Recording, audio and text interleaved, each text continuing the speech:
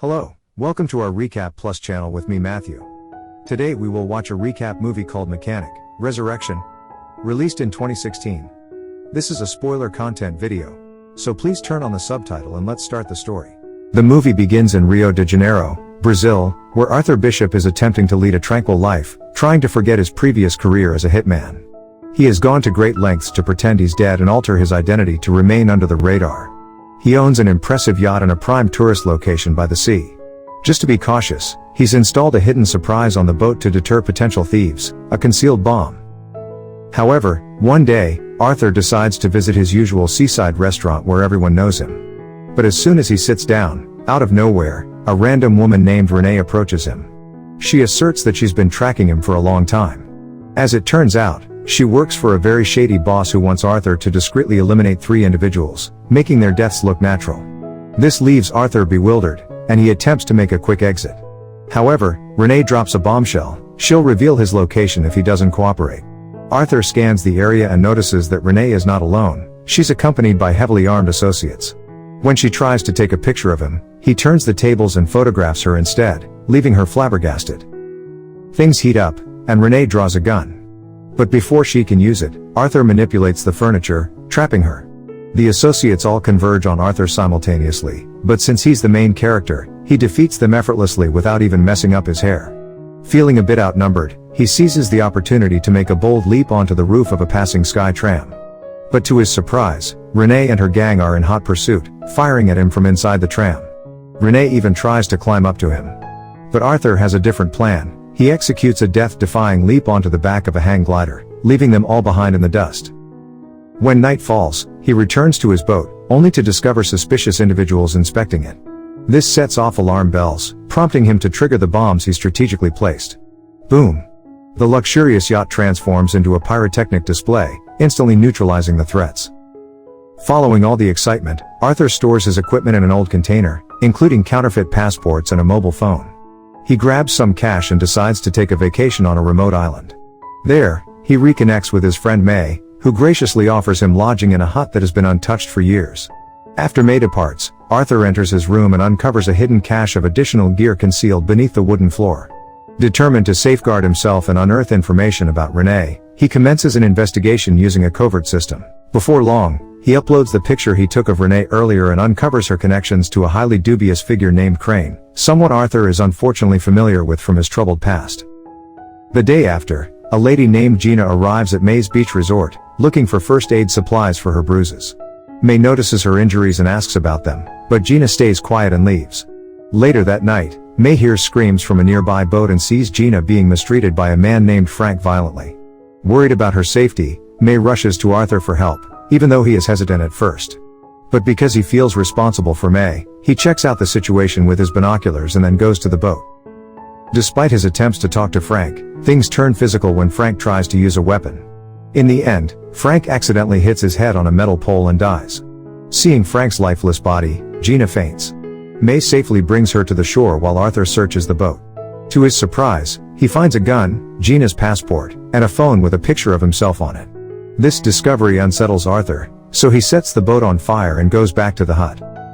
Afterward, he wakes Gina in a frustrated manner and confronts her about her connection to Crane, showing her the picture. Initially, she refuses to speak, but when Arthur threatens her with a gun, she admits to being blackmailed into working for Crane, who has something significant to hold over her. Following this revelation, Gina shares that she used to run a shelter for human trafficking victims in Cambodia. Life was normal and pleasant until one day when Crane's henchmen killed one of her staff members. They forced Gina into accepting the mission and threatened the children under her care. The next day, Arthur notices a boat nearby with men observing the shore, suspecting they were sent by Crane to watch Gina's mission. To throw them off, Arthur and Gina pretend to be a couple by engaging in traditional Thai customs. As the evening goes on, Gina apologizes to Arthur for involving him in her dangerous situation. At the same time, Arthur opens up about his painful past, revealing that he was once an orphan sold to a gangster who trained child soldiers. He mentions that Crane was with him during those dark times, and they were very close. However, when things got tough, Arthur left, leaving his friend behind. Arthur believes this is why Crane seeks revenge against him. As they continue sharing their life stories, their bond grows stronger, and they end up spending the night together. After reassuring Gina of her safety, Arthur reveals his plan to take down Crane and promises not to carry out the 3 kills as demanded. Instead, he intends to eliminate Crane himself. As a heartfelt gesture, he gives Gina his father's watch, a precious memory from his past, and asks her to take care of it until he returns. However, their plans take an unexpected turn when a group of policemen suddenly arrives at the beach, with one of them identified as Crane's associate. Arthur attempts to fend them off, but this time he is overpowered, and Gina is abducted. To save her, he agrees to meet with Crane, and after all these years, they finally come face to face. The antagonist then gives Arthur a daunting ultimatum. To free Gina, he must carry out 3 kills, making them appear as accidents. The first target is Krill, a notorious arms dealer imprisoned in Malaysia under heavy security. To prepare, Arthur obtains explosives disguised as chewing gum, shark repellent concealed in a skin cream tin, and a hidden capsule in a cigarette. He also creates a fake ID and adopts the identity of a wanted criminal. Subsequently, as he walks the streets of Malaysia, he is apprehended by police officers and sent to prison. In the Malaysian prison, Arthur does some snooping around on Krill and learns that Krill's henchmen are sticking to him like glue because there are folks out to harm him. Arthur, being his crafty self, swipes a knife during lunch and intervenes when a former henchman tries to assassinate Krill, saving the day. Krill is so impressed that he invites Arthur to dinner, leaving his crew outside. Arthur seizes this golden opportunity and eliminates Krill, making it look like Krill did it himself, pulling off an extraordinary magic trick to escape. Arthur plays a trick on Krill's gang, persuading them not to disturb Krill while he's supposedly praying. He then activates the security alarm and creates a hole in the prison wall using his explosive gum. He even ingests the tracking pill provided by Crane and dives into the water using shark repellent, all in a stealthy ninja style. Arthur eludes his captors and boards a fishing boat where Crane's crew is patiently awaiting him in the middle of the ocean.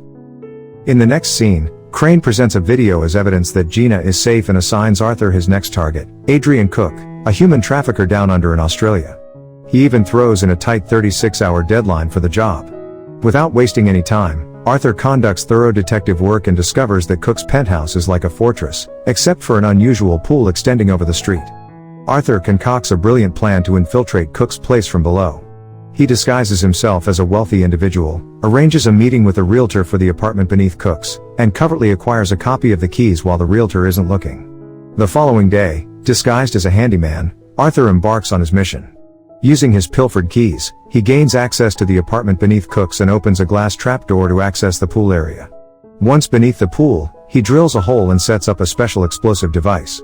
As Cook goes for his regular swim, he spots Arthur, but before he can call for help, a massive explosion shatters the glass, leading to Cook's unfortunate demise.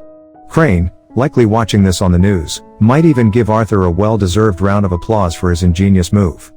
Later, during a video call, Gina cleverly provides Arthur with information about the boat's whereabouts by positioning herself near a window. Arthur then plays the role of a detective, contacting the boat company and using the number to track its location. He boards a helicopter with a bag full of equipment and heads there like a pro. In the subsequent scene, Arthur once again adopts a ninja approach, silently taking out the guards on the boat. However, he gets caught while attempting to rescue Gina. Crane arrives and issues a stern warning, cautioning Arthur against trying such a stunt again, or else Gina will pay the price. Next on his list, Arthur's final target is Max Adams, an American arms dealer holed up in a heavily fortified fortress. After some investigation, Arthur suspects that Crane is using these hits to eliminate his competition in the arms trade, and Arthur's starting to smell something fishy. Nevertheless, Arthur sticks to the plan. He takes out one of Adams' guards from a distance and then covertly boards an emergency helicopter to reach the fortress. Once inside, he disables the security cameras and takes down the guards with skill. The situation escalates, and Adams is escorted to his panic room. Arthur slows them down with elevator malfunctions. Surprisingly, when Adams reaches his sanctuary, Arthur is already inside, ready to talk. Instead of immediately eliminating him, Arthur proposes a partnership to take down Crane. Incredibly, he persuades Adams to cooperate, and they initiate their plan by simulating Adams' demise. Later, while Adams is inspecting his submarines, a precisely timed explosion occurs, forcing him into the water. Luckily, Arthur is well prepared underwater and swiftly comes to Adams' rescue from a watery grave. Sharing an oxygen tank, he guides him safely away from the explosion, like a scuba diving superhero. Meanwhile, Crane watches the whole thing on TV, and the news reports claim that Adams is now the proud owner of a submarine condo. In the aftermath, Arthur makes a call to Crane, boasting about the third kill. But Crane isn't buying it until he sees a selfie of Adams with an "I am dead" sign. Arthur dares Crane to visit Adams' underwater pad to see for himself. Eager to confirm the kill, Crane sends his men to find Adams' body and Arthur. But before they can reach the spot, Arthur sets up some deadly surprises as Crane's henchmen descend one by one. They discover that Arthur has a knack for traps and stealthy surprises. Crane realizes Arthur is more trouble than a bag of cats with his own life on the line. Crane decides to use Gina as bait, setting her up on the boat to lure Arthur. As our hero swims up, he spots Gina chilling near the helipad, and he then goes full Rambo on Crane's henchmen, taking them out one by one. Gina tries to lend a hand but ends up with a few battle scars. Seeing this, Arthur pops her into an escape pod for safekeeping, like a mom sending her kid to a timeout. After that, he makes the bad guys disappear one by one until it's just him and Crane, ready for a no-holds-barred showdown. Realizing he's running out of henchmen, Crane decides to play his trump card and sets off a boat bomb. They have a nail-biting brawl, but Arthur gets the upper hand and ties Crane to the boat with an anchor chain. Just when things seem settled, boom, the boat goes bye-bye, taking them both for a swim in the big aquarium in the sky. From a distance, Gina watches in despair, thinking Arthur went down with the ship to end Crane. She heads back to Cambodia with the kids, going back to her day job. Time passes, moving on, but one fine morning, Arthur shows up out of the blue, like a surprise guest at a party. He's all good, giving Gina the shock of her life. Meanwhile, Adams plays detective and snoops around the wreckage of Crane's boat. He figures out Arthur's great escape plan and finds a video of a diving bell, the underwater escape hatch of the future. Impressed by Arthur's resourcefulness, Adams decides to do him a solid and delete the security footage. The movie wraps up with Arthur's survival staying a top-secret classified file. He and Gina are free from Crane's clutches, and their reunion marks the start of a new chapter full of rainbows and unicorn dreams. Thank you for watching. If you enjoyed this video, don't forget to subscribe for more content like this. You can also click on the videos on your screen to watch more interesting videos. And please share your thoughts about today's video in the comments down below. Lastly, always remember to stay safe and stay healthy. See you in the next video.